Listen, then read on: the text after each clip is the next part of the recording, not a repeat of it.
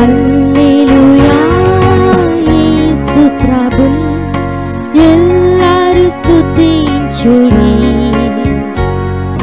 వల్లభు దేవుడు సుఖంగా ఉంటేనే ఆయన ఏర్పరచుకున్నాడు కాబట్టి మనం ఇక్కడికి నా బిడ్డ నశించుకోకూడదని చెప్పాలి. దేవుడు చిన్న బిడ్డలైన పెద్దవాళ్ళని ఎవరైనా కానీ దేవుడు ఆయన ఏర్పాట్లో ఉన్నవాళ్ళనే ఆయన సమకూర్చుకుంటాడు. వారు నశించుకోవడం దేవుడికి ఇష్టం లేదు. దేవుడు చూస్తున్నాడన్న భయం ఉందా? కయ్యికి ఉందా లేదా? మీరు ఎవరైనా తమ్ముడిని కొట్టాను ఇంట్లో తమ్ముడు ఏడ్చుకుంటే ఎవరు చెప్తాడు? డాడీతో అమ్మతో చెప్తాడు. కాబట్టి మీకు భయం ఉంటుందా ఉండదా? అమ్మ నేను కనుక తమ్ముడిని కొట్టానంటే తీసుకెళ్ళి మమ్మీ డాడీకి చెప్తారు. మమ్మీ డాడీ నన్ను కొడతారని భయం ఉంటుంది. స్కూల్లో అయితే మనకి ఇష్టం లేని ఫ్రెండ్ ఎవరైనా ఉన్నాడు అనుకమ్మా, లేకపోతే మనం ముందు మొహాలు అసలు మనం చదువురాదు బాగా చదివేవాడు చూస్తే మనకి ఏమవుతుంది? అసలు కదా, నువ్వు బాగా మంచి డ్రాయింగ్, నీకు అసలు బొమ్మలు వేయడమే రాదు.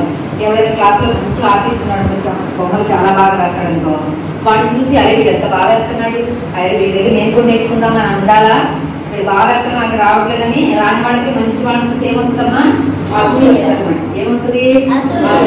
అసూయ. మా పగాన్ని ఎవరికి? అపవాది సంబంధి. అంటే అపవాది ఆటోమేటిక్ గా మన ఆలోచనలకి మన హృదయంలోకి వచ్చేస్తాడు. అర్థమవుతుందా? అలాగే ఏం చేశాడు అపవాది?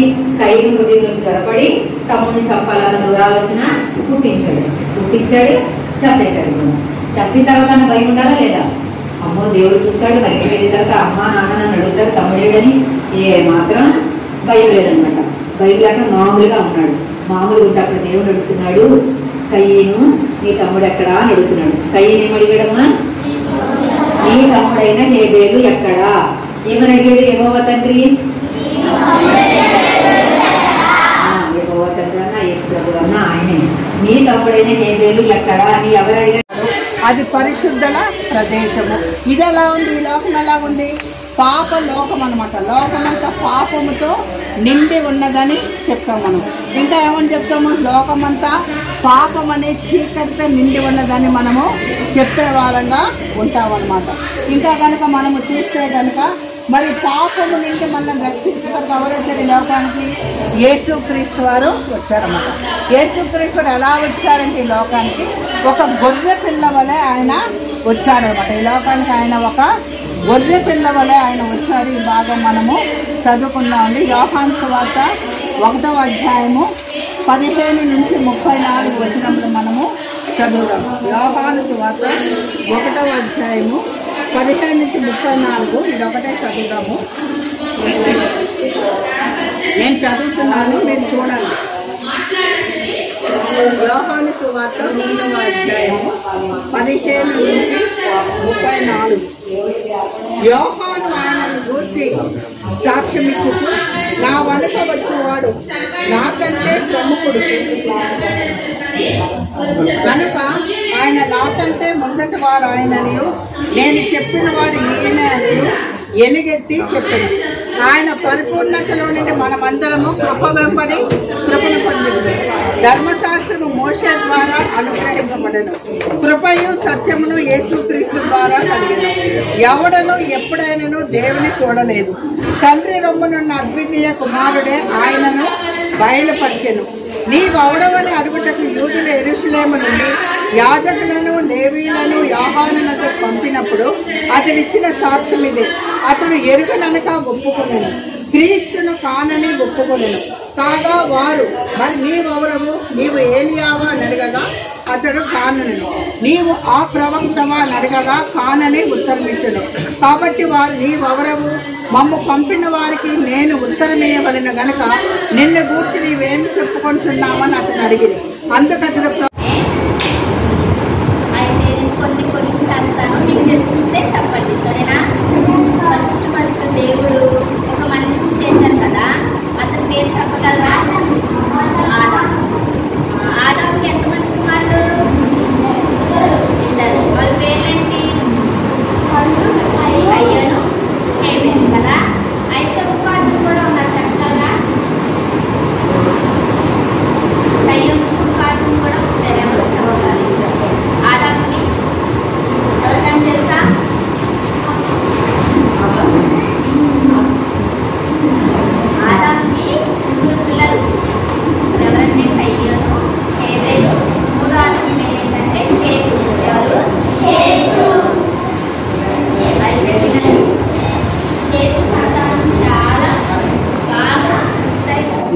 సాగిలపడి. అర్థమైందా అని చెప్తే వాళ్ళ యొక్క అన్నలకి మరీ కోపం వచ్చిందంట. ఏంటి మేము నీకు సాగిలపడి నమస్కారం చేస్తామా, మేము మీ అందరి ఎదుటి నీ కాళ్ళకి నొక్కుతామా, నీ కాళ్ళ ఎదుటి సాగిల పడతామా అని వారి మరింత పగబడ్డారంట. ఫస్ట్ డే ని పగబట్టారు, తన తండ్రి ప్రేమిస్తున్నారని పగబట్టారు. మరి తన తండ్రి విచిత్రపు తండ్రి పుట్టించారని మరి పగబట్టారు. మరి ఇటువంటి కళ వచ్చిందని మరింత పగబడ్డారంట. ఎవరి మీద? యోసేపు మీద. ఎవరు? అన్నలు మరింత పగబట్టి ఎంతో అసూయగా ఉన్నాడంట. మళ్ళా యోసేపు ఇంకొక కళ వచ్చిందంట. 11 నక్షత్రాలు, సూర్యచంద్రులు 11 నక్షత్రాలు తనకి సాగిలపడి నమస్కారం చేస్తున్నట్టు కళ వచ్చిందంట. ఈ కళ కూడా తన తండ్రికి చెప్తే తన తండ్రి గర్వించాడంట. కానీ తన మనసులో అలా పెట్టుకుని ఉన్నాడంట. ఆ విధంగా కళలు కనుక చెప్తూ ఉంటే వారికి మరింత పగ యోసేపు మీద, మరింత కోపము, మరింత అసూయ, ద్వేషము మరి యోసేపు మీద పెంచుకున్న వారుగా ఉన్నారు తన అన్నలు. అయితే ఒక సమయంలోనంట యాకోబు అంటే ఎవరు? యోసేపు యొక్క తండ్రి. మరి యోసేపు యొక్క తండ్రి అంట మీ అన్నలు షెకెములో మరి మందలు మేపుతున్నారు, వెళ్ళి వారి యొక్క యోగ సమాచారాలు తెలుసుకుని రండి యోసేపుని పంపించడానికి పిలిస్తే తను ఎంతో సంతోషంగా వెళ్ళడానికి ఇష్టపడ్డాడంట. మరి మీ తల్లిదండ్రులు మాట వింటున్నారా? తల్లిదండ్రులు చెప్పిన మాట చేస్తున్నారా? ఏమ్మా? యోసేపు అయితే తన తండ్రి మాట విధేయత చూపించి తన అన్నలను చూడటానికి, వారి యొక్క క్షేమ సమాచారాలు తెలుసుకోవడానికి షెకెము వెళ్ళడానికి సిద్ధపడిన వాడుగా ఉన్నాడంట. అయితే వారి యొక్క అన్నలు యోసేపు మీద పగ, ద్వేషము, అసూయ ఉందని తెలుసు. ఎవరికి? యోసేపుకి. అయినా తన ఏమాత్రము తన మనసులో అటువంటి సంగతి, అటువంటి విషయం ఏది తన మనసులో పెట్టుకోలేదు. మరి తన యొక్క అన్నల యొక్క క్షేమ సమాచారం తెలుసుకోవడానికి షెకెముకి వెళ్ళిన వాడుగా ఉన్నాడు. అయితే పాపం వెళ్ళి అక్కడ షెకెములో అక్కడ అంతా వెతుకుతున్నాడంట. ఎక్కడున్నారు మా అన్నలు, ఎక్కడ ఉన్నారని వెతుకుతుంటే ఒంటరిగా వెళ్ళాడు. భయం లేకుండా వెళ్ళాడు, దేవుడికి ఆధారపడి వెళ్ళాడు. దేవుడిని భయపడుతుంటే మరి తండ్రి యొక్క చెప్పిన మాట వింటూ విధేయులు చూపించి తండ్రికి మరి ఏమాత్రం అవిధేయులు కాకుండా తన తండ్రి చెప్పిన మాట జవదాటకుండా చెప్పిన మాట చేయటానికి ఇష్టపడి వెళ్ళిన వాడుగా ఉన్నాడు. వెళ్ళి వెతుకుతుంటే అంటే అక్కడ ఒక అతను ఏంటి బాబు వెతుకుతున్నామంటే, ఇక్కడ మా అందరూ అక్కడికి వచ్చారు, వారు ఎక్కడ ఉన్నారో కనిపించట్లేదంటే వారు దోతాను వెళ్ళటానికి వారు సిద్ధపడుతున్నారు. వారు మాట్లాడుకుంటుండగా మేము విన్నాము, ఒకవేళ వారు దోతానికి వెళ్ళారేమో. దోతాన్ అంటే ఒక ప్రదేశం అన్నమాట. అక్కడికి వెళ్ళారేమో, వెళ్ళి చూసిందంటే పాపం అక్కడే బయలుదేరి దోతాను అనే ప్రదేశానికి చూడటానికి బయలుదేరాడు. బయలుదేరి వెళ్ళేటప్పటికి దూరం నుండి చూశారంట వారి అన్నలు. ఎవరిని? యోసేపుని. దూరం నుండి చూచి ఇదిగో కలలు కన్నవాడు వస్తున్నాడు, వాడిని ఈరోజు మనము చంపివేసి దుష్టమృగము వీడిని చంపివేసిందని వీడి తండ్రికి చెప్దాము అని దూరం నుండి పాపం యోసేపేమో అన్నల యొక్క క్షేమ సమాచారం తెలుసుకోవడానికి సంతోషంగా వస్తుంటే వారు చూసారా వారి యొక్క మనసు ఏ విధంగా ఉందో. ద్వేషము, దాన్ని పాడానని చెప్పాను కదా, ద్వేషము, అసూయ, ఇంకేంటి కోపము, పాపము, ఇవన్నీ నింపబడిన వారుగా ఉన్నారు. ఎవరు? యోసేపు యొక్క అన్నలు. యోసేపు మాత్రం అటువంటి మనసు లేదు. యోసేపు మనసు ఎటువంటిది? దేవుని మనసు. దేవుని మనసు ఎటువంటిది? అందరినీ ప్రేమించే మనసు కదా. అటువంటి మనసుతో ఎటువంటి మరి పగ కానీ, ఎటువంటి కోపం కానీ, ఎటువంటి ద్వేషం కానీ, ఎటువంటి అసూయ కానీ లేని మంచి మనసుతో మరి యోసేపు వెళ్తుంటే యోసేపు అన్నది మాత్రం వారి మనసు నిండా కోపము, ద్వేషము, పగ, అసూయతో నింపబడి మరి దూరం నుండి చూచి ఏమంటున్నారు?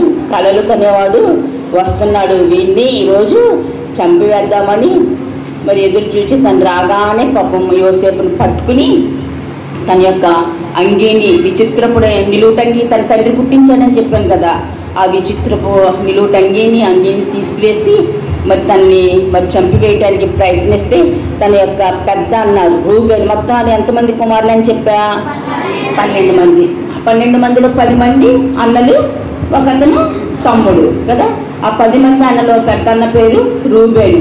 ఆ రూబేన్ అంటాడు, వద్దు వద్దు, మనము చంపవద్దు, ఇక్కడ ఒక గుంట ఖాళీ నీళ్లు లేని ఒక గుంట ఉంది, ఆ గుంటలో పడవేద్దాము, చంపవద్దని తీసుకెళ్ళి ఆ నీళ్ళలోని నీళ్లు లేని గుంటలో ఆ యోసేపుని పడవేసిన వారుగా ఉన్నారు. పడవేసి రూబేను వేరే చోటుకు వెళ్ళినప్పుడు ఈలోపు ఇష్మాయేలీలు అంటే వర్తకులు అనమాట, వ్యాపారస్తులు ఆ యొక్క మార్గం గుండా వెళ్తూ వస్తున్నారంట. ఒంటెల మీద వస్తూ ఉంటే అందులో యోధా అని అతను చూచంట, ఎందుకు చంపొద్దు, ఈ గుంటలో నుండి తీసి ఇష్మాయేలీకి అమ్మి వేద్దాము అని ఇష్మాయేలీకి 20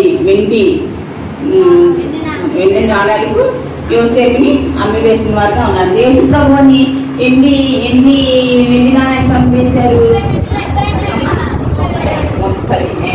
మరి యోసేపుని ఎన్ని నాణాలకు అమ్మేశారని చెప్తున్నారు? 20 వెండి నాణాలకి ఇష్మాయేలీకి యోసేపుని అమ్మి వేస్తే ఈ లోపు వచ్చాడంట. రూబేను వచ్చి, అయ్యో ఏది మన తమ్ముడేది అంటే ఏం చేశారంట, అతని యొక్క విచిత్రపు నిలువుట అంగీని తీసి చెప్పే దేవుడు యేసుక్రీస్తు, ఆయనతో సంబంధం. ఇవి కలిగి ఉండటానికే మనం ఎక్కడికి రావాలి? మందిరానికి వెళ్ళాలి, గుడికి వెళ్ళాలి. అర్థమైంది? ఇకపోతే పాప క్షమాపణ, రక్షణ, ఇంకా దేవుళ్ళు ఎదగడం అనేది సెకండరీ. దాని గురించి మనం పట్టించుకోకూడదు. ఎప్పుడైతే నువ్వు బైబిల్తో సంబంధం కలిగి ఉంటావో, బైబిల్ ప్రకటిస్తున్న యేసు ప్రభుతో సంబంధం కలిగి ఉంటావో, ఆ ఆటోమేటిక్ వచ్చేస్తుంది. ఈ 2 సంబంధాలు కలిగి నీవు ఒక 100 సంవత్సరాలు గుడికొచ్చినా నీకు పాప క్షమాపణ, రక్షణ కూడా. ఒక 100 సంవత్సరాలు లేక ఒక 30 సంవత్సరాలు గుడికొచ్చినా పాప క్షమాపణ ఉండదు, రక్షణ. కాబట్టి ఇంకొచ్చినా, ఈబీఎస్కి వచ్చినా, యవనస్తుడి గుడికి వచ్చినా, సండే స్కూల్కి వచ్చినా, you must have a goal. What is that goal?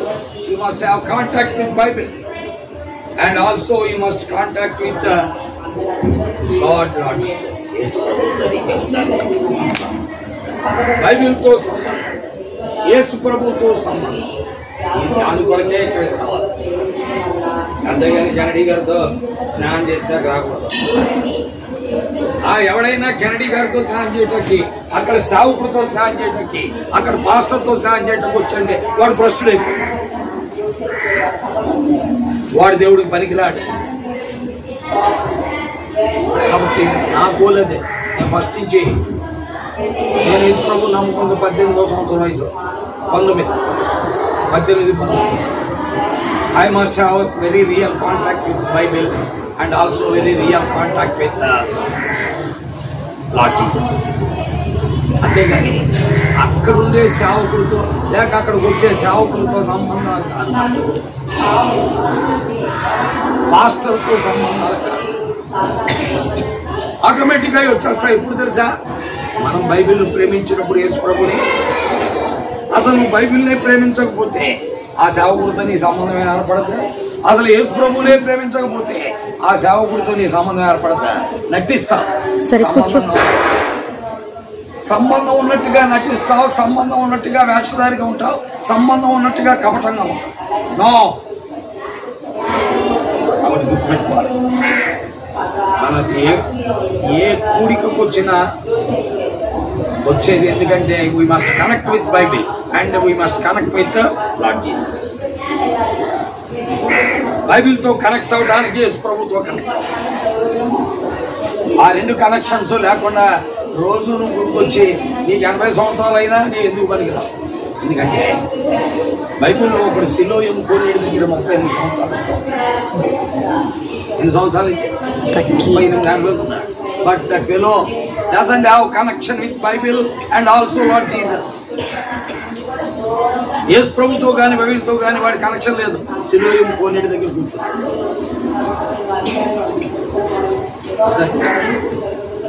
అలాగే ఒక ఆమె 18 సంవత్సరాల నుండి సమాజ మందిరంలో ఉంటుంది.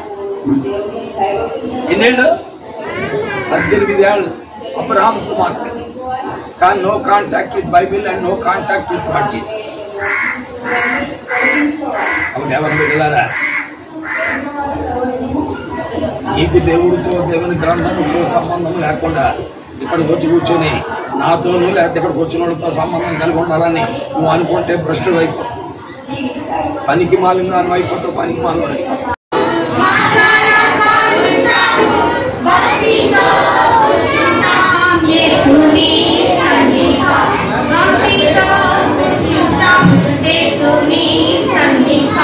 చేతులు కట్టుకున్నాము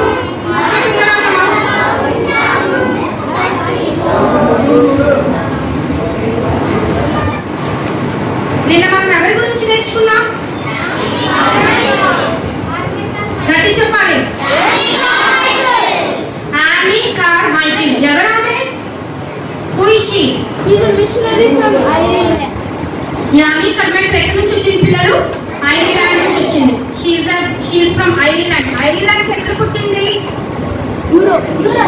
యూరోప్ అనే కాంటినెంట్ ఐర్లాండ్ మిస్రీ అనే ఒక చిన్న గ్రామంలో పుట్టింది అన్నమాట. అయితే వాళ్ళ తండ్రి పేరు ఏంటి? David Carmichael. తల్లి పేరు ఏంటి? Catherine Jane. తండ్రి చాలా ఫ్యాక్టరీస్ కి ఓనర్ కదా. They are very rich people. Mother ఏంటి? Mother is the daughter of a doctor. వాళ్ళ తల్లి వైద్యురావు అన్నమాట. అంత మంచి కుటుంబంలో యానీ కార్మైకిల్ పుట్టింది. యానీ కార్మైకిల్ కి she is the first child in their home. ఆమె మొట్టమొదటి సంతానం వాళ్ళ ఇంట్లో. ఆమె తర్వాత ఇంకా ఎంతమంది ఉన్నారు?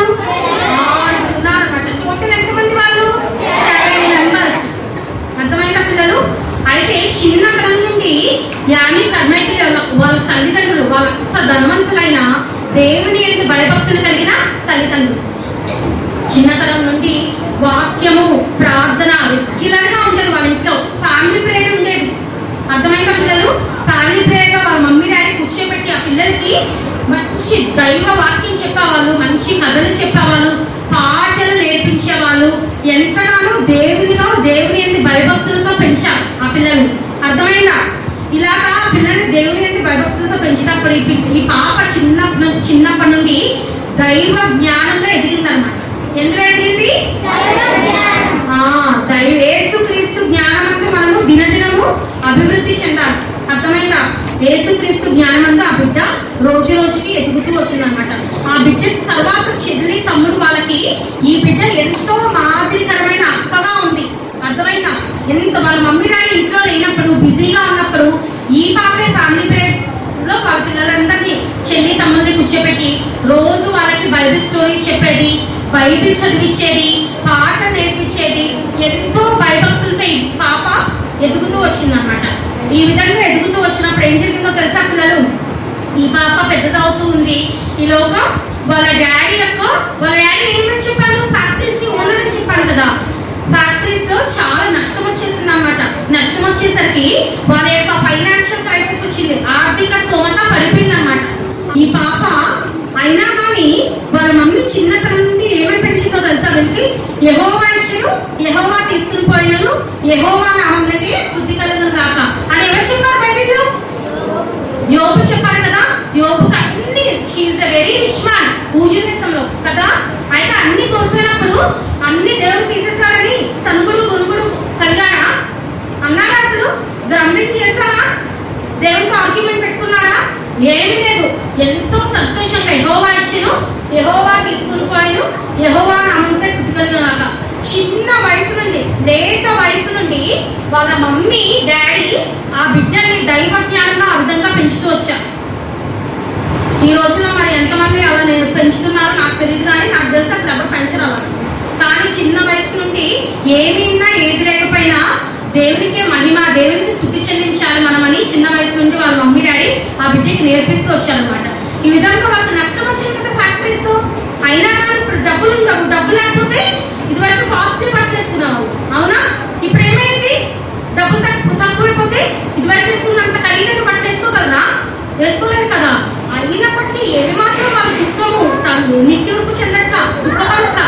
దే ఆర్ వెరీ హ్యాపీ అనమాట. అయితే ఈ విధంగా ఉన్నప్పుడు వాళ్ళ డాడీ ఇప్పుడు అంత భయంకరంగా చాలా నష్టం వచ్చేసింది.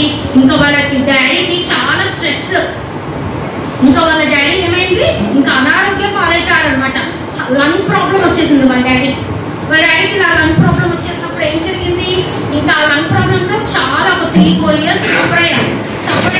ఇలా సఫర్ అవుతూ ఉన్న సమయంలో కరెక్ట్గా 15 years ఏజ్ అప్పుడు మన యానీ కర్మైకిల్ యేసు ప్రభువుని తన స్వంత రక్షకునిగా అంగీకరించింది.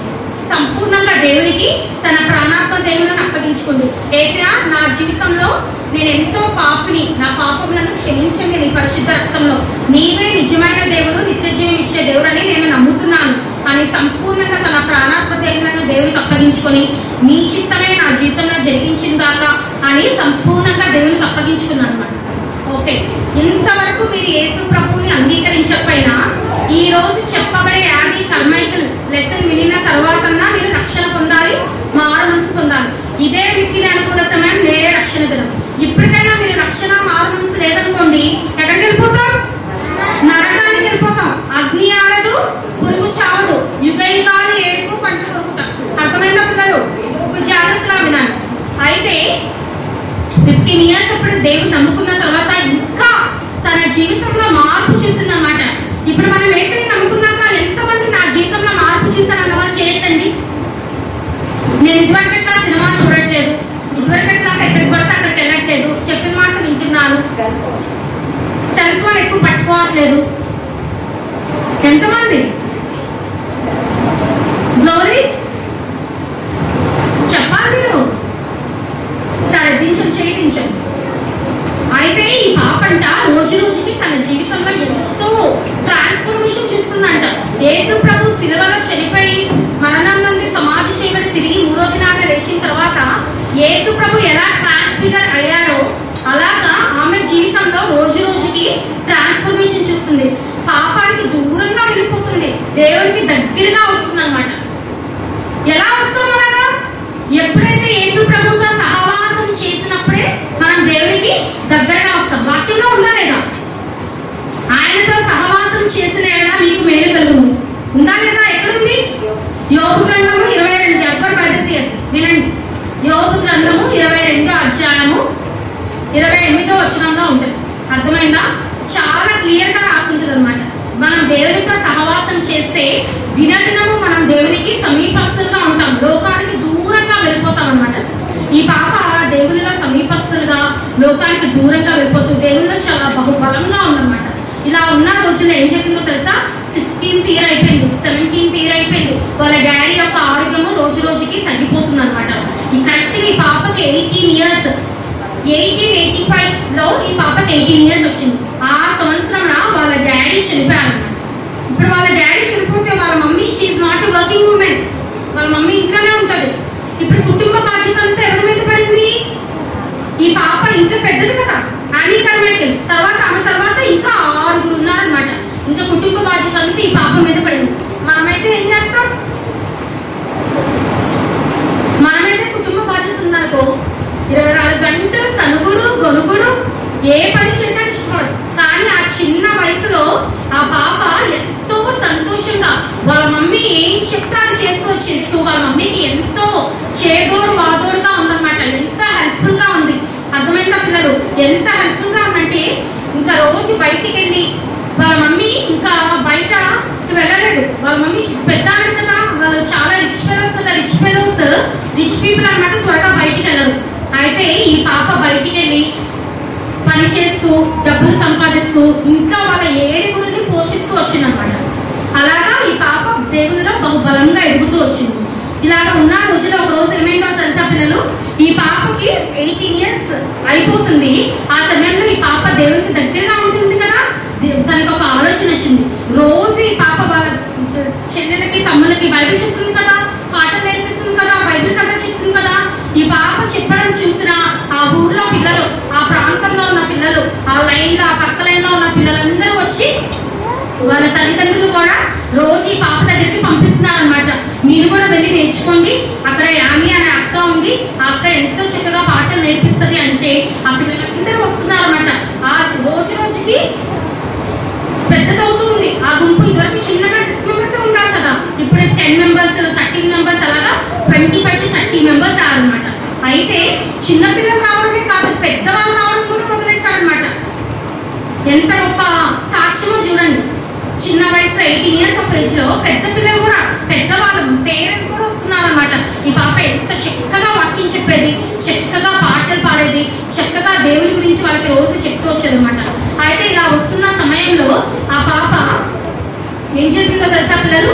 వెల్కమ్ చర్చ్ అని ఒక చర్చ్ ని స్థాపించింది. ఏం చర్చ్? Welcome evangelical church. అర్థమైందా? ఒక చిన్న చర్చ్ ని స్టార్ట్ చేసి అక్కడ వీళ్ళ ఆస్తులన్నీ పోయినాయి కదా పిల్లలు. ఇప్పుడు ఆస్తులన్నీ పోయినప్పుడు అక్కడ వాళ్ళ గ్రూప్ కి వచ్చే ఒక అంకుల్ అడిగింది అనమాట. వాళ్ళు చాలా ధనవంతులు. అంకుల్ మీ స్థలం నాకు కొంచెం ఇస్తారా? మీ ఇంటి ముందు చాలా ప్రాంగణం ఉంది కదా, ఆ ప్రాంగణంలో రోజు బైబిల్ క్లాసెస్ చెప్పుకుందామంటే వాళ్ళు ఎంతో సంతోషంగా ఈ పాపకి ఆ స్థలం ఇచ్చారనమాట. ఇంకా రోజు ఆ స్థలంలో ఈ పాప రోజు బైబిల్ తరగతులు అంటే ఏంటి? రోజు పాటలు పాడడము, బైబిల్ చదవడము, బైబిల్ వాళ్ళకి ఎక్స్ప్లెయిన్ చేసి వాళ్ళకి నేర్పించడము, ఇంకా బైబిల్ కథలు వాళ్ళకి చెప్పడము, ఇలా చేస్తూ వచ్చిందండి పిల్లలు. ఇలా జరుగుతున్న సమయంలో ఒకరోజు ఈ పాప వీళ్ళకి రోజు ఇలా నేర్చుకుంటున్నారు, కానీ దేవుడికి ఫస్ట్ ప్రయారిటీ ఇవ్వాలి కదా. వీళ్ళకి దేవుడికి ఫస్ట్ ప్రయారిటీ ఇవ్వడం తెలియట్లేదని మనం రోజు ఏం చేస్తాం పిల్లలు? మార్నింగ్ లేచిన వెంటనే ఏం చేస్తాం? మనం మార్నింగ్ లేచిన వెంటనే బెడ్ పక్కనే కూర్చొని లేచిన వెంటనే ఏం చేస్తాం? ప్రేయర్ చేసుకొని బయట చూస్తామా లేదా? దాన్ని ఏమంటాము? క్వైట్ టైం అంటాం. అవునా? దినచర్య, ప్రతిరోజు దినచర్య, బైబిల్ దినచర్య చేస్తామా లేదా? సరి కూర్చోవాలి. అయితే ఆ పాప వాళ్ళకి మార్నింగ్ వాక్ అని ఒక క్వైట్ టైం మార్నింగ్ వాక్ గా ఒక పేరు పెట్టింది అనమాట. వాళ్ళందరికీ నేర్పించింది. మార్నింగ్ లేచిన వెంటనే బెడ్ పక్కనే మోకరించి ప్రేయర్ చేసి బైబిల్ చదవాలి అని నేర్పించింది అనమాట. ఈ విధంగా బైబిల్ చదువుతున్నారు, నేర్పిస్తూ మార్నింగ్ వాక్ జరుగుతున్న రోజుల్లో ఏం జరిగిందో తెలుసా? పాపకి 19 years ఆఫ్ ఏజ్ వచ్చేసింది. అప్పుడు ఆ పాప అనుకుంది, నా జీవితంలో ఇలా జరుగుతూ ఉంది, కానీ ఇది మట్టికే నా జీవితం కాదు, అసలు నా జీవితంకి గాడ్స్ పర్పస్ ఏంటి, నా జీవితం యొక్క పరమార్థం ఏంటి, దేవుడికి నా పట్ల ఏం ప్లాన్ ఉందని ఇంకా ఒక రోజు ఏం చేసిందంటే గదిలోకి వెళ్ళి తలుపులు వేసేసి మోకరించి రాత్రంతా ప్రార్థన చేసింది అనమాట. రాత్రంతా ప్రార్థన చేసినప్పుడు తనకి ఒక ఆలోచన వచ్చింది. ఏం ఆలోచన తెలుసా? తను రోజు చిన్న వయసులో ఉన్నప్పుడు వాళ్ళ మమ్మీ చెప్పేది మిషనరీగా వెళ్ళమని చెప్పేది. చాలా మంది వాళ్ళ దేశానికి మిషనరీ, వాళ్ళ దేశం నుంచి ఇతర దేశాలకి మిషనరీస్ గా వెళ్ళాలన్నమాట. దేవుని సేవ చేయాలని చిన్న వయసు నుండి వాళ్ళ మమ్మీ చెప్పేదన్నమాట. ఇంకా పాప నేను కూడా దేవుని సేవ చేయాలి అని మిషన్స్ కాల్ అని దేవుని సేవ చేయాలనే తలంపు ఆ బిడ్డకు వచ్చింది. వాక్యంలో ఏముంటుంది? మార్కు సువార్త 16:16 సర్వలోకానికి వెళ్ళి సర్వ సృష్టికి సువార్తను ప్రకటించండి. నమ్మి బాప్తిసం పొందిన వాడు రక్షింపబడను, నమ్మని వారికి శిక్ష విధింపబడను అని ఉంది కదా. ఈ విధంగా ఆ పాప రోజు ఏం చేసిందంటే చక్కగా ఇంకా రోజు ఇంకా బైబిల్ చదువుకుంటూ ప్రార్థన చేసుకుంటూ ఆ దినము రాత్రంతా దేవుని సన్నిధిలో ఎంతో ప్రార్థన చేసి దేవుని సేవకు తను తాను సమర్పించుకుంది. దేవుని సేవకు సమర్పించుకుంది కానీ పూర్తిగా సమర్పించుకోలేదన్నమాట. కొంచెం అటు ఇటుగా ఉంది. లోకంలో ఏముంటుంది పిల్లలు? లోకంలో ఏముంటుంది? శరీరాశ, నేత్రాశ, జీవబ్రహ్మం అంటే ఏంటి? వరల్డ్ ఈస్ ఫుల్ ఆఫ్ ఏముంటుంది లోకంలో? లగ్జరీస్. అవునా? లోకం అంతా ఏంటి? ఏముంటుంది? అన్ని అందచందాలు ఉంటాయి. అవునా కాదా? డబ్బు, ధనము, ఆస్తి, అంతస్తులన్నీ, డబ్బు, ధనము, ఆస్తి, అంతస్తులు, ఐశ్వర్యం అదంతా ఈ లోకంలో ఉంటుంది. కానీ ఆ పాప చిన్న వయసులో ఎలా కంపేర్ చేస్తుందో తెలుసా? కంపారిజన్ చేసుకుంది. తనకు ఒక తలంపు వచ్చింది. లోకమంతా పాపము కదా, శరీరాశ, నేత్రాశ, జీవోద్యమము. కానీ యేసు ప్రభుకి డబ్బు లేదు. లోకంలో ఉన్నప్పుడు యేసు ప్రభు మానవుగా వచ్చాడా లేదా? యేసు ప్రభు ఎలా వచ్చాడు పిల్లలు ఈ లోకానికి? శరీరంగా ఈ లోకంలో ప్రత్యక్షమయ్యారు. అవునా? మానవుడుగా రక్తమాంసంగా నువ్వు నేను ఎలా ఉన్నామో ఫ్లెష్ అండ్ బ్లడ్ లాగా యేసు ప్రభు ఈ లోకానికి వచ్చారు. అవునా? ఇంకా యేసు ఎంత తగ్గించుకున్నాడు? యేసయ్య పరలోకంలో ఉన్న మహిమ సమస్తమును విడిచిపెట్టేసి ఈ లోకానికి వచ్చాడు. అవునా కదా? దేవదూతుల ఆరాధన విడిచిపెట్టేశాడు. లోక సృష్టి అంతా యేసయ్య చేశాడు. కానీ యేసు ప్రభు ఈ లోకానికి పాపులైన మనల్ని రక్షించడానికి ఒక మానవుడిగా ఈ లోకానికి వచ్చాడు. అవునా కదా? ఈ పాప ఎలా కంపేర్ చేస్తుందో తెలుసా పిల్లలు? ఈ లోకమంతా పాపంతో ఉంది కదా, కానీ యేసు ప్రభు ఈ లోకానికి వచ్చినప్పుడు ఆయనకి ఒక ఇల్లు లేదు, హాస్పిటల్లో కూడా పుట్టలేదు, పశువుల తొట్టిలో పొందబెట్టబడ్డాడు, పొట్టింపులకు చుట్టబడ్డాడు. యేసు ప్రభుకి ఈ లోకంలో ఏ రిచెస్ లేవు, ఏ లావిష్నెస్, లగ్జరీస్ లేవు. యేసయ్యకి అంత గొప్ప సృష్టికర్త అయిన దేవుడికే ఈ లోకంలో ఏది లేదు.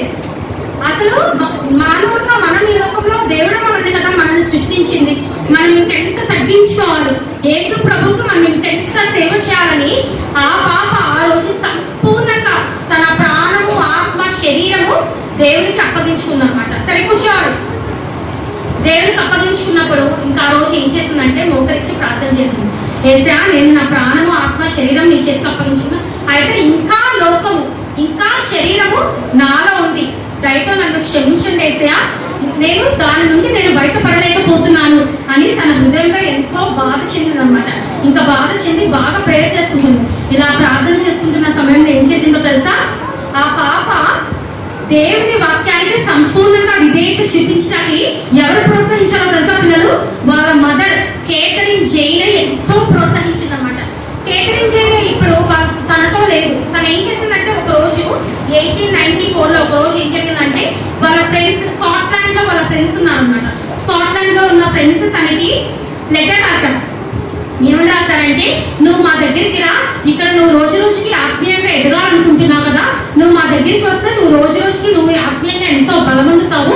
ఇక్కడ ఒక మంచి కన్వెన్షన్ మీటింగ్స్ జరుగుతున్నాయి, ఇక్కడ ఆత్మీయమైన లోతైన సత్యాలు బైబిల్ నుండి వాళ్ళు చెప్తూ వస్తారు, కాబట్టి నువ్వు మా దగ్గరికి రా అని ఇన్విటేషన్ పంపించారు. ఇన్విటేషన్ పంపించిన వెంటనే ఈ పాప ఏం చేసింది? బయలుదేరి స్కాట్లాండ్కి వెళ్ళింది. ఆ కన్వెన్షన్ పేరు ఏంటో తెలుసా పిల్లలు? కెస్విక్ కన్వెన్షన్. ఏం పేరు? కెస్విక్ కన్వెన్షన్. ఆ కన్వెన్షన్ యొక్క చైర్మన్ పేరు ఏంటంటే విల్సన్. ఏం పేరు? ఈ విల్సన్ కాదు ఆ కన్వెన్షన్ యొక్క చైర్మన్. అక్కడ ఎంత లోతుగా వాక్యం చెప్పారంటే ఈ పాప కంప్లీట్ ట్రాన్స్ఫర్మేషన్ వచ్చేసింది అనమాట అక్కడ. అయితే ఒక 1% మాత్రమే మిగిలింది. కొంచెం బాగా సతమతమైపోతుంది, అటు వెళ్ళాలా ఇటు వెళ్ళాలా, లోకం వైపు వెళ్ళాలా దేవుడి వైపు వెళ్ళాలా అని చాలా కన్ఫ్యూజన్ లో ఉన్నప్పుడు వాళ్ళ మమ్మీ లెటర్ రాసిందన్నమాట. ఈ లోపల వాళ్ళ మమ్మీ దగ్గర నుంచి ఒక లెటర్ వచ్చింది. ఆ లెటర్ రాగానే పాప లెటర్ చదివింది అనమాట. చదివితే వాళ్ళ మమ్మీ ఏం రాసిందో తెలుసా?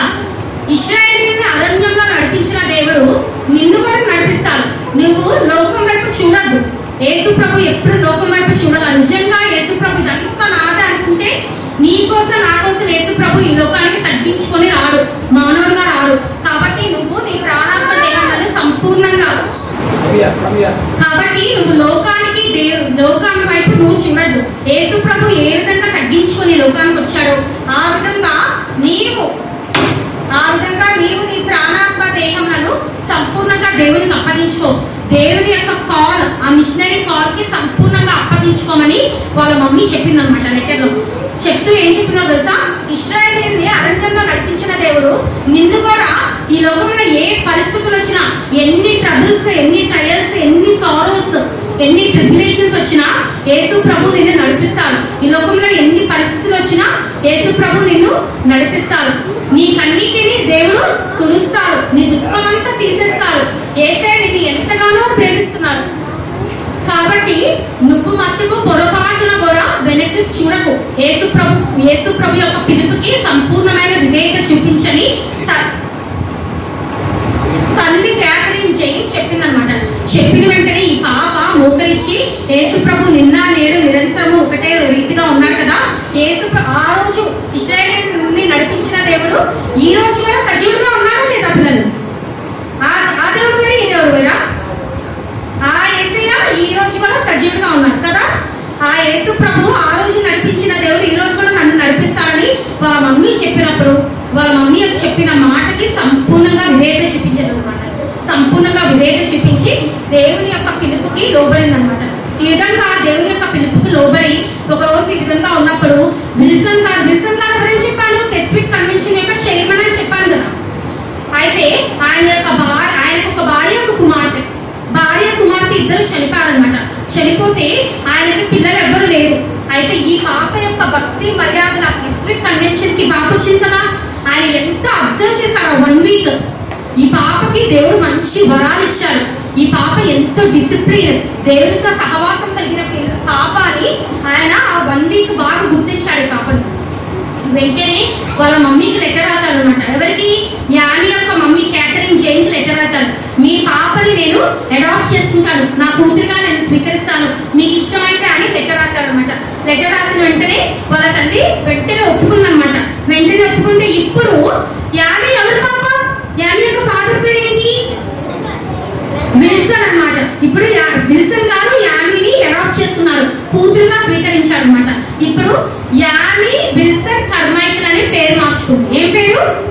యామీ విల్సన్ కర్మైకిల్. ఇప్పుడు ఆ పాప పేరు. అయితే ఇలా జరుగుతున్న సమయంలో రోజు ఏం చెప్పిందో తెలుసా పిల్లలు?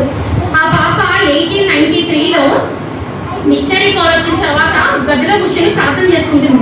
దేవుడు ఏం చెప్పారంటే, ఆ రోజు స్పెసిఫిక్ కన్వెన్షన్ లో ఒక రోజు ఏం జరిగిందంటే, పాస్టర్ గారు మెసేజ్ చెప్తూ హడ్సన్ టైలర్ ఎప్పుడు అంటూ ఉంటారు, నా కోసం ఎవరు వెళ్తారు, నా పేరు తెలియని ప్రజలు ఎంతమందో ఉన్నారు, వాళ్ళందరికీ యేసు ప్రభు సువార్త ప్రకటించడానికి ఎవరు వెళ్తారు అని అడిగారు అనమాట. అని అడిగినప్పుడు కానీ ఎంతో మందిని అడుగుతున్నాం కానీ ఇంతవరకు ఎవరు వెళ్ళలేదు. ఎవరు తమను తాము దేవుడికి సమర్పించుకొని వెళ్ళట్లేదు. ఎంతో మంది నశించిపోతున్నారు. ఆ చైనా దేశంలో ఎంతో మంది నశించిపోతున్నారు, జపాన్ దేశంలో ఎంతో మంది నశించిపోతున్నారు. నా కోసం ఎవరు వెళ్తారు అన్న ఆ మాటకి ఈ పాప సంపూర్ణంగా దేవుడికి అప్పగించుకొని నేను వెళ్తానని 1893లో ఫస్ట్ టైం ఎక్కడికి వెళ్ళిందంటే చైనా దేశం వెళ్ళింది. చైనా దేశం వెళ్ళిన తర్వాత అక్కడ ఇంకా రోజు కరపత్రాలు పంచుతూ స్ట్రీట్స్ లో తిరుగుతూ దేవుని సువార్త ప్రకటిస్తూ వచ్చింది. చాలా మంది దేవుని నమ్ముకుంటూ వచ్చారు అనమాట. ఇదంతా జరిగినప్పుడు చాలా సిక్కైపోయింది ఆ పాప. అక్కడ వాతావరణం ఈ పాపకు పడలేదు. అయితే తిరిగి అక్కడ నుండి ప్రేయర్ చేస్తుంది, సార్ నేను ఇక్కడ నుంచి వేరే ప్రాంతానికి వెళ్ళాలి, ఈ ప్రాంతం నాకు పడలేదు, మీరు సహాయం చేయండి అంటే అక్కడ నుండి ఆ పాప ఫస్ట్ ఎక్కడికి వెళ్ళిందంటే శ్రీలంక వెళ్ళింది. ఎక్కడికి వెళ్ళింది? శ్రీలంక క్యాపిటల్ ఏంటి? What is the capital of Sri Lanka? Colombo ప్రాంతానికి ప్రయాణమై వెళ్ళిందన్నమాట. అలాగే కొలంబో ప్రాంతానికి వెళ్ళి అక్కడ సువార్త ప్రకటించడం స్టార్ట్ చేసింది. అక్కడ కూడా ఎంతో సిక్కైపోయింది. ఆ ప్రాంతం కూడా ఈ పాపకి పడలేదన్నమాట. అయినా కానీ ఆ ప్రాంతంలో దగ్గర ఒక 1 year దేవుని సువార్త బహు విరివిగా ప్రకటించింది అనమాట. ఎంతో మందికి దేవుని సువార్త చాటించింది. అక్కడ సువార్త చెప్పిన తర్వాత అక్కడ నుండి ఇప్పుడు ఈ పాప ఎక్కడికి వెళ్ళిందంటే 1894లో జపాన్ వెళ్ళింది. జపాన్ వెళ్ళి అక్కడ ఆ పాప ఏ ప్రాంతానికి వెళ్ళినా ఆ ప్రాంతం యొక్క లాంగ్వేజ్ నేర్చుకుంటూ వచ్చింది. ఎందుకని? ఇప్పుడు ఆ ప్రాంతంలో ఉన్న పిల్లలకి సువార్త ప్రకటించాలంటే ఏం చేయాలి? ఆ ప్రాంతం యొక్క లాంగ్వేజ్ రావాలి కదా, లేకపోతే వాళ్ళకి తెలియదు కదా. ఆ ప్రాంతం యొక్క లాంగ్వేజ్ నేర్చుకుంటూ వచ్చింది. ఈ పాప అమెరికన్ లాగా చక్కగా ప్రాక్స్ చేస్తున్నాతో అందరూ ఆ పాప దగ్గరికి వస్తారా? రాదు కదా. అందుకని అక్కడ ఉన్న బట్టలు కూడా ధరించడం నేర్చుకుందన్నమాట. ఆ విధంగా అక్కడ జపాన్ లో గట్టిగా 15 months మాత్రమే దేవుని సువార్త ప్రకటిస్తూ వచ్చింది. అలా ఉన్నప్పుడు ఒక రోజు ఆమెకి లెటర్ వచ్చింది అనమాట. ఏమని వచ్చిందో తెలుసా? జపాన్ లో ఉన్నప్పుడు విల్సన్ గారికి అసలు ఏమి బాగోలేదు, నిన్ను చూడాలనుకుంటున్నా అని చెప్పినప్పుడు, నిన్ను చూడాలి అని చెప్పినప్పుడు వెంటనే ఆ పాప ఇంగ్లాండ్ బయలుదేరి వెళ్ళిందనమాట. ఇంగ్లాండ్ బయలుదేరి విల్సన్ గారి దగ్గర కొంతకాలం ఉన్న తర్వాత షీ గాట్ లెటర్. మన ఫ్రెండ్స్ అందరూ చాలా డిఫరెంట్ కంట్రీస్ లో ఉన్నారు. తనకు ఒక లెటర్ వచ్చింది. ఆ లెటర్ వచ్చినప్పుడు బెంగళూరు నుంచి వాళ్ళ ఫ్రెండ్ లెటర్ పంపించింది, నువ్వు ఇండియాలో అసలు ఎవ్వరికి దేవుని గురించి తెలియదని చెప్పినప్పుడు ఆ పాప బయలుదేరి ఇండియా వచ్చిందనమాట. ఇండియా వచ్చి ఫస్ట్ తమిళనాడులోకి వచ్చింది. తమిళనాడు దోల్హాపూర్ అనే ప్రాంతానికి వచ్చిందనమాట. అక్కడికి వచ్చినప్పుడు అక్కడ తమిళ్ నేర్చుకుని ఎంతో మందికి సువార్త ప్రకటించడం స్టార్ట్ చేసింది. కానీ ఇండియాలో ఆ పాప చేసిన పని ఏంటో తెలుసా? ఇండియాలో ఆ రోజుల్లో ఎంత కఠినమైన దినాలు ఉండేవో తెలుసా? పిల్లలు చిన్న పిల్లలు ఇక్కడ ఫస్ట్ కేజీలో కూర్చున్నారు. 8 kgs కూర్చున్న పిల్లల వయసు, ఆ వయసులో ఉన్న పిల్లల్ని ఆ రోజున ఏం చేసేవాళ్ళు తెలుసా? దేవతలకు అర్పించేసేవాళ్ళు, టెంపుల్స్ లో వదిలేసేవాళ్ళు. ఎలాగా? టెంపుల్లో ఉన్న దేవతకి పెళ్లి చేసేసేవాళ్ళు. 6 years, 6 days, 7 days, 8 days, 10 days పిల్లల్ని కూడా ఆ ఏ టెంపుల్ కి అయితే వెళ్తారో ఆ టెంపుల్లో ఉన్న దేవతకి పెళ్లి చేసేసి ఆ టెంపుల్లోనే ఉంచేవాళ్ళు. ఇంకా టెంపుల్ ఎవరెవరు ఉంటారు? పిల్లలు పూజారులు ఉంటారు కదా, ఆ పూజారులు ఇష్టం వచ్చినట్టు ఆ పిల్లలు వాడేసేవాళ్ళు. భయంకరమైన ప్రాస్టిట్యూషన్ జరిగేది, అడల్టరీ జరిగేది, భయంకరమైన పాపం జరిగేది అనమాట. వాళ్ళని ఏమంటారో తెలుసా?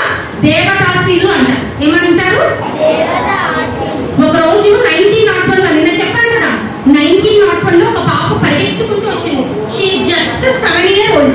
పరిగెత్తుకుంటూ రక్షించండి అని ఈమె దగ్గరికి వచ్చినప్పుడు ఈమెకు భయం వేసి ఏం జరిగింది అని అడిగినప్పుడు ఆ పాప మొత్తం విషయం చెప్పింది అనమాట. అసలు షాక్ అయిపోయింది. ఆ రోజు నుంచి ఆ పిల్లల్ని రక్షించడమే నా ధ్యేయమని సంపూర్ణంగా దేవునికి అప్పగించుకొని ఇంకా అటువంటి పిల్లల్ని రక్షించడం స్టార్ట్ చేసింది అనమాట. ఒక రోజు ఏం జరిగిందో తెలుసా? పిల్లలు 13 days old పుట్టిన పాప 13 రోజుల పాపను తీసుకొచ్చి పాపకి ఇచ్చేసి ఎవరో పరిగెత్తుకుంటూ వెళ్ళిపోయారనమాట. ఎందుకని 13 రోజుల పాపని ఆ టెంపుల్లో ఉన్న దేవతకి పెళ్లి చేస్తున్నాను. పెళ్లి చేసి ఆ టెంపుల్లో వదిలేస్తాను. నీకెంత వయసు అన్నది ముఖ్యం కాదు. నువ్వెంత వయసు అయినా ఆ పిల్లలని భయంకరంగా పాడు చేసేసి భయంకరంగా వాడేసి ఎంతో పాపం చెందుతారు అనమాట. ఇంకా చూడండి, ఈమెకి చాలా భయం వేసిపోయింది అనమాట. ఇంకేం చేసిందంటే ఆ రోజు నుంచి ప్రేయర్ చేసుకొని ఈమె పిల్లలందరినీ ఒక గదిలో, ఈమె ఒక అద్దెంట్లో ఉండేది. ఆ అద్దెంట్లో ఈమెతో పాటు ఆ పిల్లలందరినీ దాచుకొచ్చింది.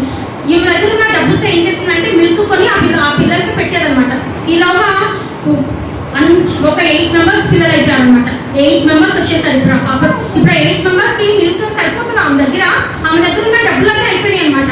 డబ్బులన్నీ అయిపోయేసరికి ఏం జరిగింది, ఇంకా బాగా ప్రేయర్ చేసుకుంది అనమాట. ప్రతి విషయంలో కూడా యాండీ కర్మేకర్ ఎవరి దగ్గర చెయ్యి చాచేది కాదు, మోకరించి ప్రేయర్ చేసేది.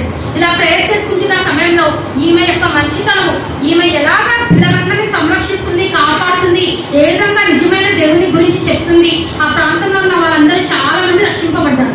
రక్షింపబడిన తర్వాత ఒక యంగ్ మదర్, పాలిచ్చే తల్లి ఏం చేసిందో తెలుసా, ఈమె దగ్గరికి వచ్చి ఒక 1 month ఆమె దగ్గర ఉన్న 8 మెంబర్స్ చిల్డ్రన్ కి మిల్క్ ఇవ్వడం స్టార్ట్ చేసింది అనమాట. ఈమె ఇలా మిల్క్ ఇస్తుందని తెలుసుకొని వాళ్ళ హస్బెండ్ ఏం చేస్తారో తెలుసా, పిల్లలు ఆమెను చంపేశారు. ఇప్పుడు ఆమెను చంపేస్తే మిల్క్ ఇష్టాన్ని ఎవరైనా ఉంటారా? ఎవరు ఉంటారు కదా. అయితే ఇంకా పిల్లలందరికీ పాలు ఇవ్వాలంటే డబ్బులు కావాలి. డబ్బులు ఎక్కడి నుంచి వస్తాయని ప్రార్థించినప్పుడు ఇంగ్లాండ్ దేశం నుంచి మిషనరీస్ వస్తూ ఉంటారు కదా. ఆ మిషనరీస్ అక్కడ ఉన్న వాళ్ళు ఏం చేస్తారు, అక్కడ ఉన్న సండే స్కూల్ పిల్లలు ఏం చేస్తారని చెప్పాము ఇదివరకు, డబ్బులు పంపించేవాళ్ళు. వాళ్ళ ఆఫరింగ్స్ అన్ని ఇంక పంపించినప్పుడు ప్రతి రూపాయి దాచి పిల్లలందరినీ కాపాడుతూ వచ్చిందనమాట. ఇలా కాపాడుతూ ఎంతో మంది, ఫస్ట్ 1 child, తర్వాత 8 మెంబర్స్ చిల్డ్రన్, అలాగా 130 చిల్డ్రన్ అయ్యారు. ఎంతమంది? మరి 130 చిల్డ్రన్ ఉండాలంటే వాళ్ళకి బిల్డింగ్స్ కావాలి కదా. మరి ఒక మంచి ఇల్లు కావాలి, ఒక మంచి హాస్పిటల్ కట్టాలి, ఒక మంచి హెల్త్ సెంటర్ కట్టాలి అని పాపకి ఎన్నో ఆలోచనలు ఉండేవి. ఇలా ప్రార్థన చేసుకుంటున్నప్పుడు ఇంగ్లాండ్ నుంచి 10,000 pounds ఒక రోజు అద్భుతంగా మిషనరీస్ ఆఫరింగ్స్ పంపించారన్నమాట. అలాగా అక్కడ ఉన్న వాళ్ళని హెల్ప్ తీసుకొని అక్కడ వాకర్ గాడ్ఫ్రే అని ఒక ఆయన ఉండేవారు. ఏం పేరు? గాడ్ఫ్రే. భార్య పేరు ముర్రే. గాడ్ఫ్రే, ముర్రే, వారిద్దరి యొక్క హెల్ప్ తీసుకొని ఈమె చక్కటి ఒక పెద్ద బిల్డింగ్ కన్స్ట్రక్ట్ చేసింది అనమాట. అలాగే 130 పిల్లల్ని అక్కడ పెట్టింది. ఇదివరకు ఆడపిల్లలే వచ్చాం కదా, ఇప్పుడు మగ పిల్లలు కూడా రావడం వదిలేశారు. మగ పిల్లల్ని కూడా వాళ్ళు ఎంతో పాపంలోకి తీసుకుపోతున్నారు అనమాట. అలాగా 1 child, 2 child, అలాగా 20 మెంబర్స్ చిల్డ్రన్ మగ పిల్లలు కూడా వచ్చినప్పుడు ఈమె ఏం చేసిందంటే, ఆ రోజుల్లో చాలా స్ట్రిక్ట్ గా ఆడపిల్లలు మగ పిల్లల్ని సెపరేట్ గా పెంచేవాళ్ళు, అవునా కాదా? అలాగా మరి ఆడపిల్లల్ని మగ పిల్లల్ని ఒకే బిల్డింగ్ లో పెట్టలేం కదా అని ఇంగ్లాండ్ వాళ్ళు పంపించిన ఆఫరింగ్స్ తో ఇంకొక బిల్డింగ్ కూడా కొని అందులో మగ పిల్లల్ని పెట్టి గాడ్ఫ్రే, ముర్రే వాళ్ళని అక్కడ వాళ్ళకి నాయకులుగా పెట్టింది అనమాట. ఈ విధంగా ఎంతో గొప్ప పరిచయం చేసింది. ఇండియాలో ఎన్ని ఇయర్స్ చేస్తుందో తెలుసా పరిచయం? 55 years. ఎన్ని ఇయర్స్? 55 సంవత్సరాలు భారతదేశంలో యాండీ కర్మైకిల్ పరిచర్య చేసింది. ఏ ఇయర్ లో చనిపోయిందో తెలుసా? నీకు 83 years వచ్చినప్పుడు ఆమె చనిపోయింది. ఈమె ఇలా పరిచయం చేస్తున్న రోజుల్లో ఒక రోజు ఏమైందంటే, ఈమె కాలు జారి కింద పడిపోయినప్పుడు కాలు ఎరిగిపోయింది. కాలు ఎరిగిపోతే పరిచయం చేయలేదు కదా. అయితే బాగా ప్రార్థన చేస్తున్నాను అంటే, ఇప్పుడు నా కాలు ఎరిగిపోయింది, నేను వీళ్ళకి సువార్త ఎలా ప్రకటించాలి అని ప్రార్థన చేస్తున్నప్పుడు దేవుడు ఆమెకు ఒక మంచి తలాంత ఇచ్చాడు. ఏం తలాంత తెలుసా? She started writing books. సువార్త పుస్తకాలు రాయడం మొదలైంది. మనం చాలా బుక్స్ చదువుతూ ఉంటాం కదా. యాండీ కర్మైకిల్ అనేకమైన పుస్తకాలు రాసింది. ఎన్ని పుస్తకాలు రాసింది తెలుసా? 40 books రాసింది. ఈ రోజులో మనకు ఒక తలాంత ఉంటే ఆ తలాంత దేవుని కొరకు ఉపయోగించడానికి మనకు ఒళ్ళు బద్ధకం. లేచి నిలిచి నడిచి మందిరానికి రావడం ఒళ్ళు బద్ధకం. చూడండి, ఐర్లాండ్ లో ఉన్న ఆమె Irish missionary. She came to China. She went to China, Japan, Sri Lanka, India వచ్చి 55 years పరిచయం చేసింది. అర్థమైందా పిల్లలు? మనం ఏ విధంగా దేవుని కొరకు నిలబడుతున్నాం? ఈ రోజు మీ అందరికీ ఇది సవాలు. ఈ రోజు సంపూర్ణంగా మీ ప్రాణము, ఆత్మ, శరీరము దేవునికి అప్పగించుకోవాలి. మనందరికీ డాక్టర్స్ అవ్వాలి, ఇంజనీర్స్ అవ్వాలి, మనకు అది అవ్వాలి, ఇది అవ్వాలని మంచి మంచి గోల్స్ ఉంటాయి. గోల్స్ ఉండడం కరెక్టే, గోల్స్ ఉన్నాయి. దానివల్ల ఉపయోగం ఏంటి? మిగతా సమయం అంతా ఏం చేస్తారు? దేవునికి అప్పగించుకోవాలి. నేను చాలా మంది తల్లిదండ్రులు చూస్తాను, దినమంతా టైం వేస్ట్ చేస్తూ ఉంటారు. పిల్లల్ని కూడా దేవుళ్ళలో పెంచరు. ఈ రోజు మీరు పేరెంట్స్ కానీ పిల్లలు కానీ ప్రతి ఒక్కరు తీర్మానం చేసుకోవాలి. తల్లి మిషనరీ కాల్కి ఆ పిల్లల్ని ప్రోత్సహించింది. యానీ కర్మైకల్ ఎంతమంది తల్లులు పిల్లల్ని ప్రోత్సహిస్తున్నారో మిమ్మల్ని మీరు పరీక్షించుకోండి. పిల్లలందరూ ఈ రోజు సంపూర్ణంగా దేవుడికి అప్పగించుకోవాలి. మీ ప్రాణము ఆత్మ శరీరం లేదా నా బట్టికైతే బ్రతుకుట క్రీస్తే చావైతే లాభం. ఆమె మిషనరీ కాల్కి సమర్పించుకున్నప్పుడు అపోస్తలుడైన పౌలు గుర్తొచ్చారు. తర్వాత యేసు ప్రభువునే తను చూచింది. యేసు ప్రభు ఇశ్రాయేలును నడిపించిన దేవుడు ఈనాడు నన్ను కూడా నడిపిస్తారు. ఆనాడు ఉన్న దేవుడు ఈనాడు కూడా ఉన్నాడు అని సంపూర్ణంగా తన ప్రాణము ఆత్మ శరీరము దేవునికి అప్పగించుకొని దేవుని కొరకు జీవించనమాట. మీరు కూడా ఈ రోజు దేవుని కొరకు సంపూర్ణంగా మీరు అప్పగించుకోవాలి. మోకరించండి.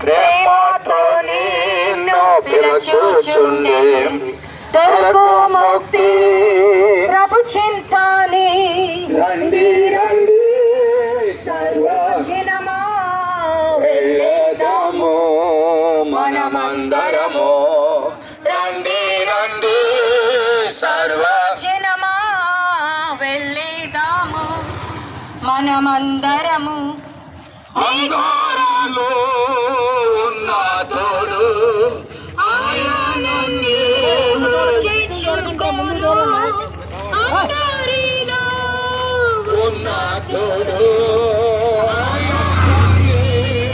చేర్చుకోను రక్షణ నీవు పొందుకునేది రక్షణ నీవు పొందుకునేది ఏ లైన్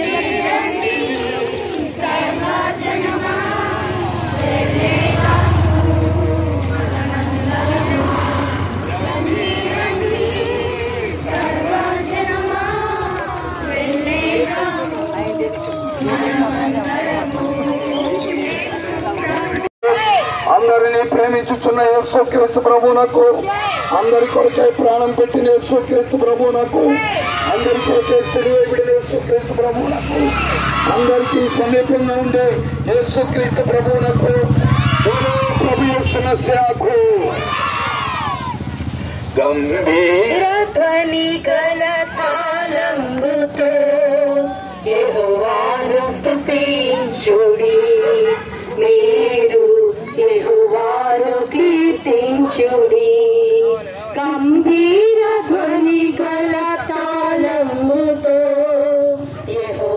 ఈ రీతిగా ఈ సాయంత్రం సృష్టికర్త అయినటువంటి దేవుని గూర్చినటువంటి కొన్ని మాటలు మీ మధ్యలో ప్రకటించడానికి, సృష్టికర్త అయినటువంటి దేవుని గూర్చినటువంటి అనుభవ జ్ఞానాన్ని మీ మధ్యలో మీకు పరిచయం చేయడానికి ఈ రీతిగా మీ మధ్యలోకి వచ్చాం. పరిశుద్ధ వాంగ్మయం బైబిల్ చెప్తున్నటువంటి సత్యము, బాలుర యొక్క చంటి పిల్లల యొక్క స్తుతుల మూలమున ఆయన ఒక దుర్గాన్ని స్థాపించారని వాక్యం చెప్తోంది. బాలురు చంటి పిల్లలు అనగా పాపం అంటే ఏంటో, ఆ పాపంలో ఉండే కుయుక్తి, కుతంత్రం, మోసం, వంచన, దగ, కుట్ర ఏమీ ఎరగనటువంటి పసి హృదయాలవి. దేవుని రాజ్యము కూడా అటువంటిదే. దేవుని రాజ్యము మనం అనుకుంటాం పుణ్యమూర్తులు, లేకపోతే పరిశుద్ధులు, లేకపోతే ఏ పాపము ఎరగనటువంటి పావనమూర్తులు, అటువంటి వారు మాత్రమే దేవునికి సంబంధించిన వారని చెప్పి మనం అనుకుంటాం. కానీ వాస్తవానికి దేవుని రాజ్యంలోనికి వచ్చిన వారందరూ నరహంతకులు ఉన్నారు, త్రాగుబోతులు ఉన్నారు, మనుష్య చోరులు ఉన్నారు, అనేక రకాలైనటువంటి మనుషులు ఉన్నారు. ఇటువంటి వారి మధ్యలో దేవుడు తన సత్యాన్ని బయలుపరిస్తే వారి బ్రతుకులు రూపాంతరపరచబడి వారు దేవుణ్ణి అంగీకరించి పతనమైపోవలసినటువంటి బ్రతుకులో నుండి కట్టబడినటువంటి అనుభవం ద్వారా వారు పరలోక రాజ్య వారసులుగా వారు దేవుని చేత పిలువబడ్డారు. అంటే పతనమైన దాన్ని తిరిగి కట్టేవాడే దేవుడు, పతనమైన దాన్ని తిరిగి సృష్టించేవాడే దేవుడు. సృష్టింపబడినది ఎప్పుడైతే మలినమైందో అపవిత్రమైందో అపవిత్రమైన దాన్ని తిరిగి పవిత్రపరచు వాడే దేవుడు. కాబట్టి సృష్టికర్త అయినటువంటి దేవుడు, సమస్త మానవుల్ని నిర్మించినటువంటి దేవుడు, సమస్త సృష్టిని మహత్తు గల తన మాటతో నిర్మించి నేటి వరకు కూడా దానిని నిర్వహిస్తున్నటువంటి దేవుడు. అయితే మానవుడు మాత్రమే దేవునికి అవిధేయుడిగాను అక్రమస్తుడిగాను ఉన్నాడు. ఎందుకంటే ప్రకృతిలోని సమస్తము కూడా దేవునికి విధేయత చూపుతూనే ఉంది. ఉదయకాలంలో మనందరం అనుభవించాం. అప్పటి వరకు కూడా చాలా వేడిగాను చాలా ఎండగాను ఉన్నటువంటి వాతావరణం ఒక్కసారిగా మా కారు మబ్బులు కమ్ముకొని చల్లని గాలితో చల్లని మరి ఈదురు గాలులతో కూడినటువంటి వర్షాన్ని ఈ ఉదయకాలంలో మనందరం అనుభవించాం. మళ్ళా కొంత సమయానికి ఆ ఈదురుగాలులు ఎక్కడికి వెళ్ళిపోయాయో తెలియదు, వర్షం ఎలా వెళ్ళిందో తెలియదు. తిరిగి మరలా మధ్యాహ్నం నుంచి తాట అయినటువంటి వాతావరణం, తిరిగి సాయంత్రానికి మరలా పొడి అయినటువంటి వాతావరణం. అంటే ప్రకృతి యావత్తు ఎల్లప్పుడూ సృష్టికర్త అయినటువంటి దేవుని అధీనంలోనే ఉంది.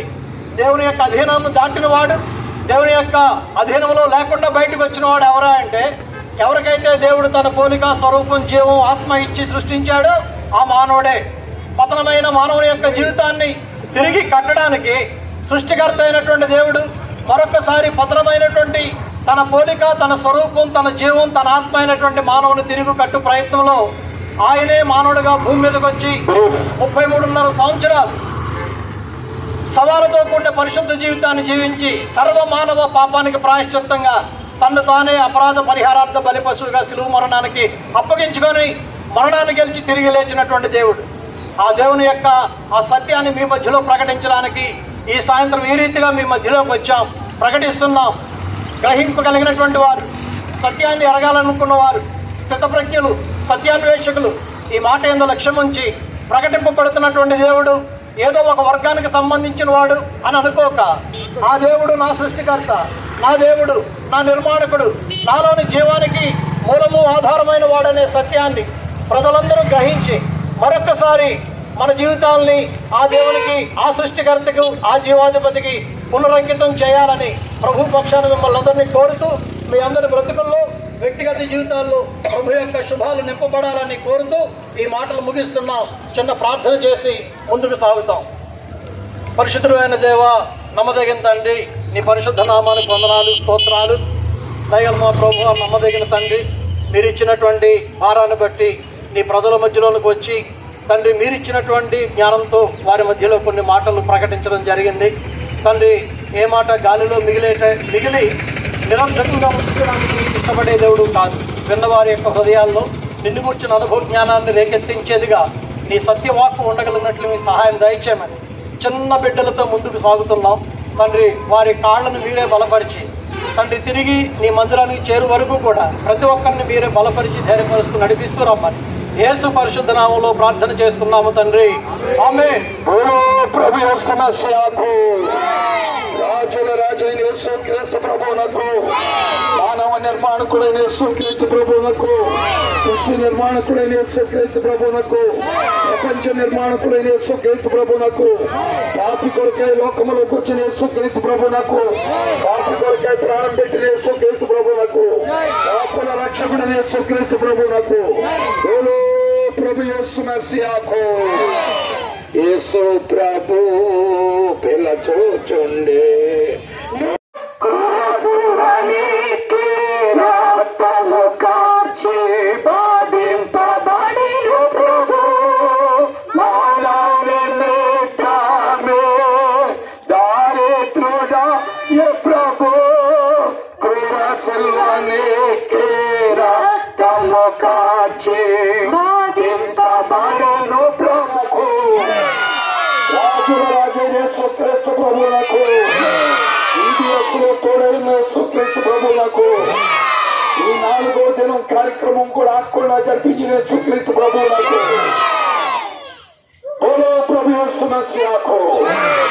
సుబ్రహ్మణ్యం కాలనీలో నివసిస్తున్న ప్రతి కుటుంబాన్ని దీవించే యేసు క్రీస్తు ప్రభువునకు, ప్రతి కుటుంబానికి మేలు చేసే యేసు క్రీస్తు ప్రభువునకు, ప్రతి కుటుంబాన్ని ఆదరించే యేసు క్రీస్తు ప్రభువునకు, ప్రతి రోగిని స్వస్థపరిచే యేసు క్రీస్తు ప్రభువునకు, బోలో ప్రభు యేసు మసీహకు. ప్రార్థన.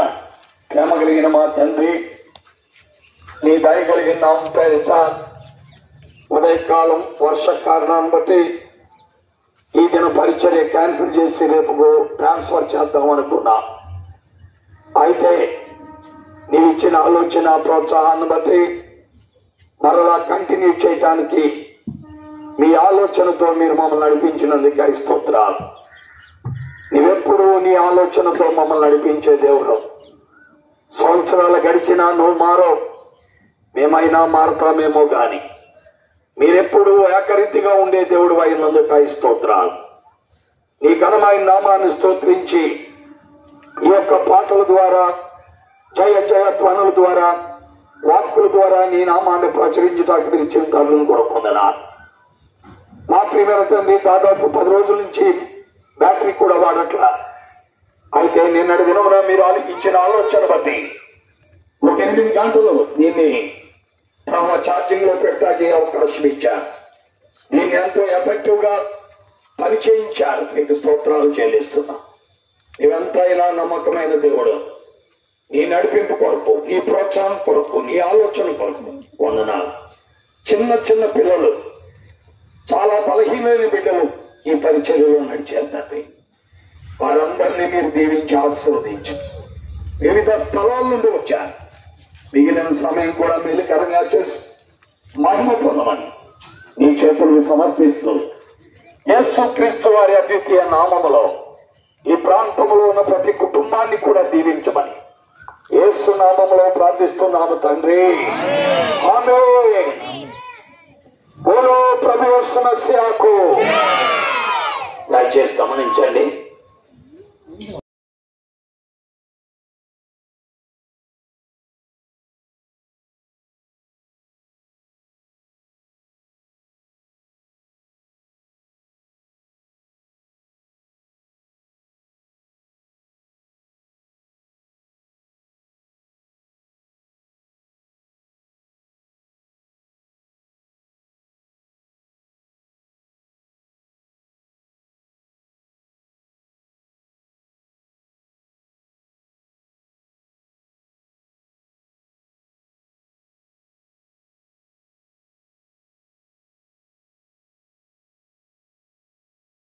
చంద్రులారాయిలా దేవుని స్తుతించుడి, హృదయమును వెలిగించిన యేసుని స్తుతించుడి.